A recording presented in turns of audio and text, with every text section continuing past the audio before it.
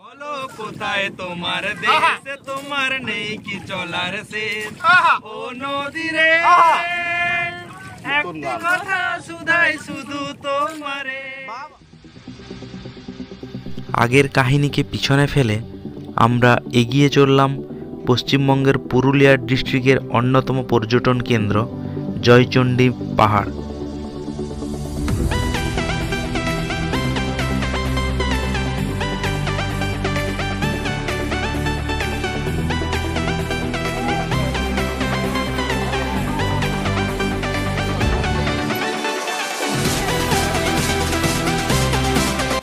চণ্ডীমাতার নাম অনুসারে এই পাহাড়ের নামকরণ।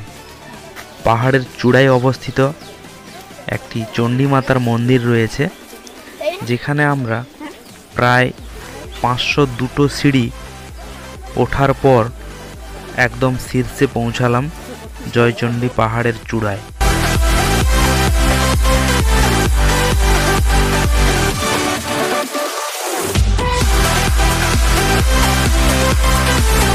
সিঁড়িতে উঠতে উঠতে লক্ষ্য করলাম অনেক বয়স্ক মহিলা এবং পুরুষরা সিঁড়ির ধাপ ভেঙে উপরের দিকে উঠছেন। অনেক কষ্টও হচ্ছে, কিন্তু তবুও উপরে পৌঁছানোই লক্ষ্য ছিল। এই যে জয়চণ্ডীর পাহাড় দেখছেন, এটা কোনো একক পাহাড় নয়, অর্থাৎ এটি 4টি পাহাড়ের সমষ্টি। প্রতিটি পাহাড়ের নিজস্ব নাম রয়েছে, যেমন যোগীঢাল, চণ্ডী, রামসীতা ও সিজানো। ওই যে পাহাড়টি দেখছেন, ওটাতে অনেকে ট্রেকিং করে উঠছেন, অর্থাৎ পাহাড়ের ঢালটি এতটাই খাড়া, তাই ওখানে ট্রেকিং করে উঠতে হচ্ছে।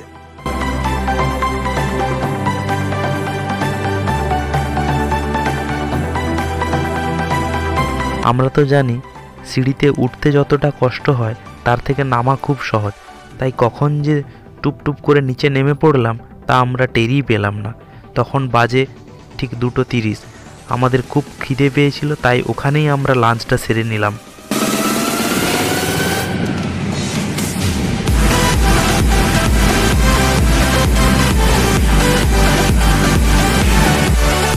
দুপুরের খাবার খেয়ে জয়চণ্ডী পাহাড়কে বিদায় জানিয়ে প্রায় আরও 15 থেকে 20 কিলোমিটার পথ অতিক্রম করে আরেকটা নতুন স্পটে পৌঁছে গেলাম, যেটার নাম হচ্ছে গড় পঞ্চকোট, যেটি পুরুলিয়া জেলার পঞ্চকোট পাহাড়ের কোলে অবস্থিত এই স্থানটি, যেটাতে আমরা প্রত্নতাত্ত্বিকের নিদর্শনের জন্য অনেকেই জেনে থাকি।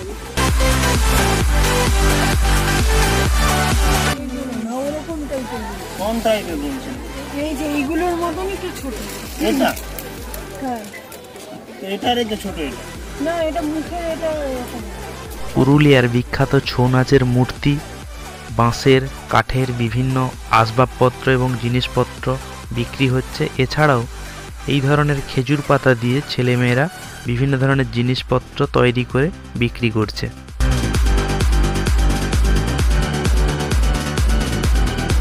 গড় পঞ্চকোটকে বিদায় জানিয়ে আমরা প্রায় বিকেলের দিকে পৌঁছে গেলাম বড়ন্তি লেকে, যেখানে সূর্য ডোবার একটা দৃশ্য দেখার মতো ছিল, কিন্তু আমরা একটু দেরিতে পৌঁছানোর জন্য সূর্য অস্ত চলে গেছে।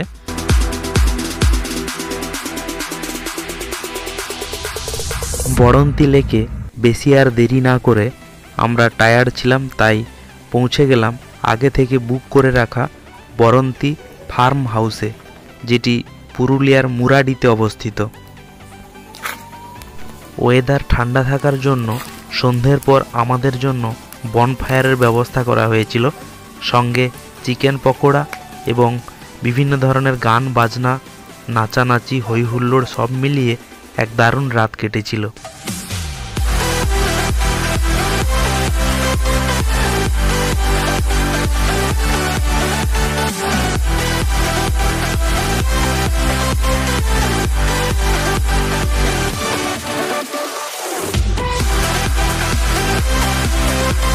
আনন্দের সহিত কাটানো ফার্ম হাউসকে বিদায় জানিয়ে আমরা বাড়ির উদ্দেশ্যে রওনা দিলাম। পৌঁছে গেলাম আসানসোল জংশনে।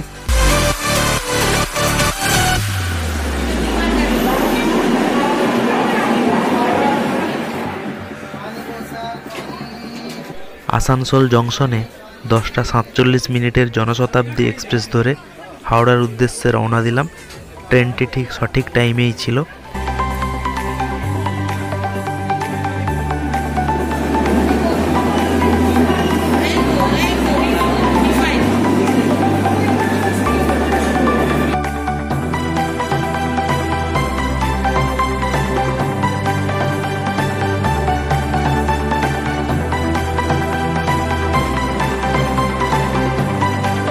সত্যি কথা বলতে এই যে বন্ধুদের সঙ্গে বেরিয়েছিলাম, আমি অর্থাৎ প্রসেনজিৎ, অনুপম, নীলকমল, টোটন, উত্তমদা, লবকান্ত, বিশাল এবং সৈকত, এই 8 জনের টিমে কাটানো প্রতিটা মুহূর্তই সত্যি স্মরণীয় হয়ে থাকবে।